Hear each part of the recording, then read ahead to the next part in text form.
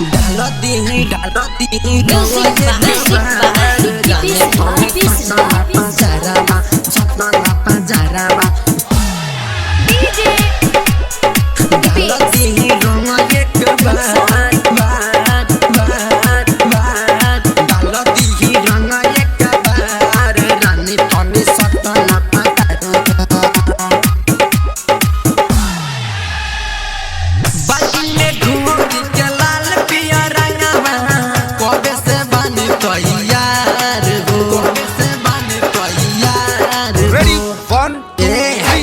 चोरी के डोरी तोहर लाहे लाहे खोलती भई बातिल बेकरार हो पत्ता पील रन छुए दाना पील तनी हमके करेलू परेशान रानी तनी सटना पजरवा डाल दी रंग एक बार रानी तनी सटना पजरवा डाल दी रंग एक बार रानी तनी सटना पजरवा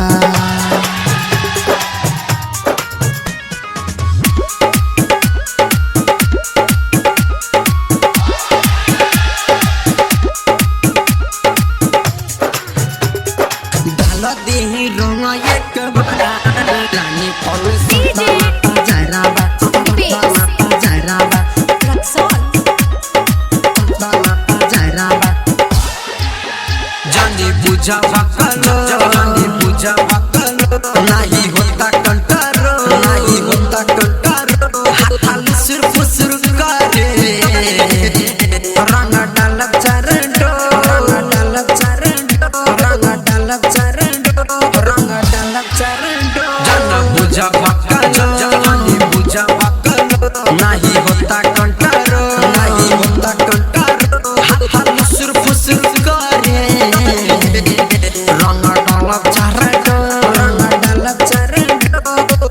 चढ़ल बना सते है छोड़ दी हिला सरानी के करी तनी उपचार रानी तनी सटना पजरवा डाल दी रंग एक बार रानी तनी सटना पजरवा डाल दी रंग एक बार रानी तनी सटना पजरवा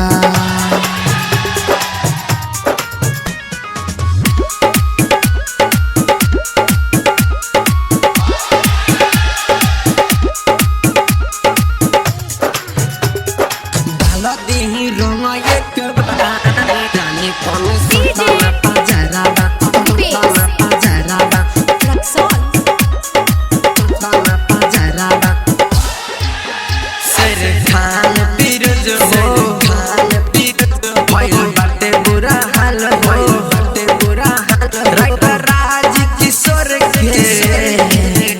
लगे गली न दल लगे गली न दल लगे गली न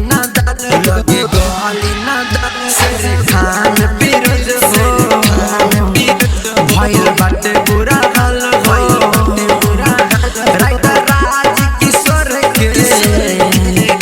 लगे गली न दल लगे गली न दल ऐसे न हाथ रानी सीनावा से सटना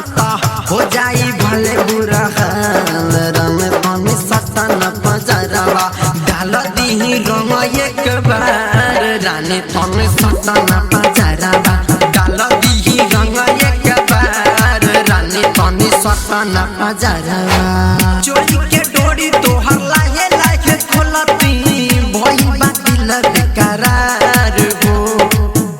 पत्ता पील रन छुए दाना पील तनी हमके करेलू परेशान रानी तनी सटना पजरवा डाल दी रंग एक बार रानी तनी सटना पजरवा डाल दी रंग एक बार रानी तनी सटना पजरवा। अरे